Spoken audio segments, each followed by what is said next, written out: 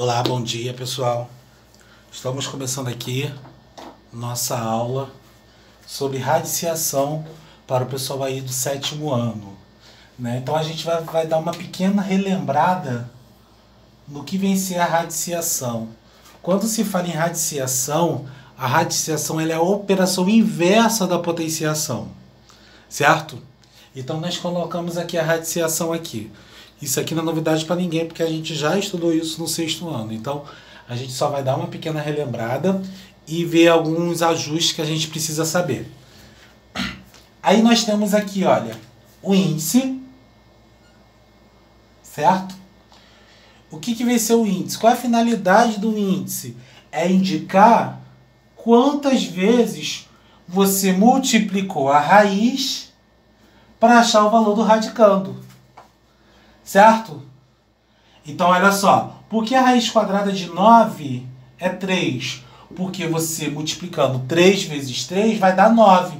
Ou seja, o índice ele vai indicar a quantidade de vezes que você multiplicou a sua raiz. Né? Então, se eu multiplicar 3 vezes 3 vai dar 9. Então, vai dar o valor do radicando.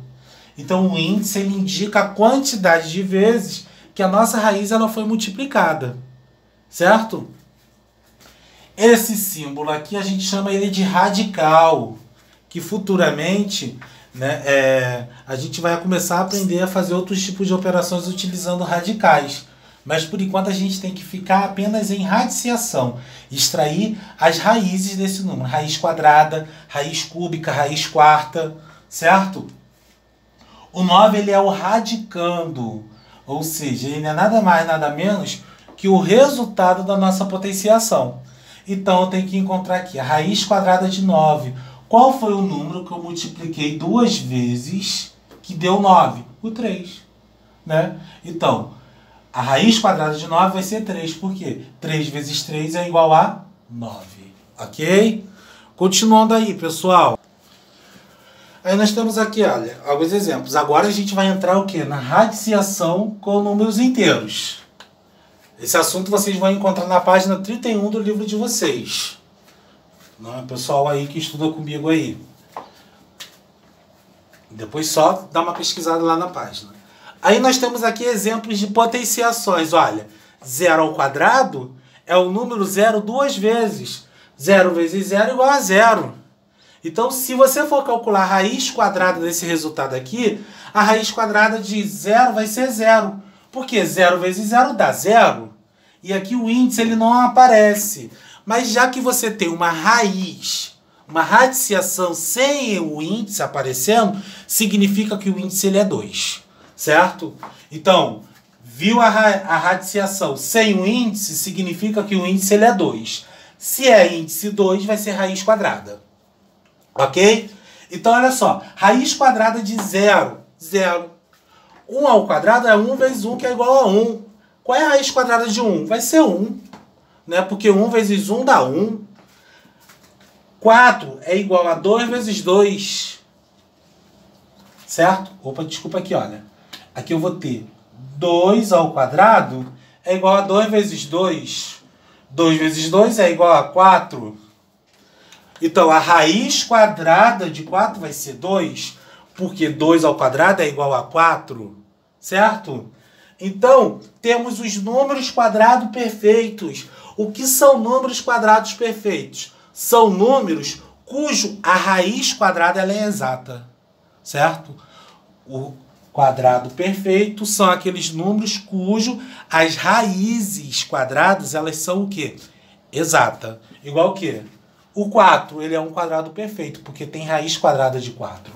O número 1, ele é um quadrado perfeito, porque existe a raiz quadrada de 1. O 0, ele é um quadrado perfeito, porque existe a raiz exata de 0. Raiz quadrada de 0 vai ser 4. Certo? Então, algumas observações aqui. Vamos ver mais. Seguindo mais alguns exemplos aqui de raiz quadrada. Raiz quadrada de 16. A gente tem que procurar um número, que eu vou multiplicar esse número 2 vezes, que vai dar 16, certo? Então vamos lá, pensando, vai ser o 2? Não, não vai ser o 2. porque 2 vezes 2 dá 4. Vai ser o 3? Também não vai ser o 3, porque 3 vezes 3 vai dar 9. Vai ser o 4? Ih, será que é o 4? Vamos lá, 4 vezes 4, 16. Ih, rapaziada, é o 4. Então, raiz quadrada de 16 vai ser 4. Agora, raiz quadrada de 25. Eu tenho que procurar um número que eu multiplicando ele 2 vezes vai dar 25. Pensei no 5.